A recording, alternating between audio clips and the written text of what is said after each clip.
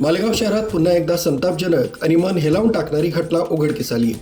14 वर्षीय निरागस बालिकेचा विनयभंग केल्याप्रकरणी 54 वर्षीय आरोपीस पोलिसांनी अटक केली आहे. हा प्रकार गिरणा धरण परिसरात घडलाय. मिळालेल्या माहितीनुसार शाळेतून घरी जात असताना आरोपीनं त्या अल्पवयीन बालिकेला फूस लावून दुचाकीवर बसवलं आणि तिला थेट गिरणा धरण परिसरात नेलं. तिथं तिच्यावर गैरप्रकार केल्याचं उघड झालंय.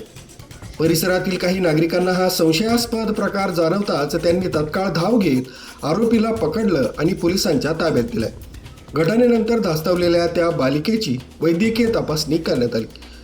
या प्रकरणी मालेगाव तालुका पोलीस ठाण्यात पोक्सो अंतर्गत गुन्हा दाखल करण्यात आलाय. दरम्यान शहरात अशा घटनांची मालिका वाढत असून आठवड्यातील हा 5वा प्रकार असल्यानं संतापाची लाट उसळली. नागरिकांकडून अशा अमानुष कृत्याला कठोरात कठोर शिक्षा झाली पाहिजे अशी जोरदार मागणी केली जाते. निरागस मुलींवरील वारंवार होणाऱ्या घटनांनी शहरातील पालकवर्गात भीतीचं वातावरण निर्माण झालंय.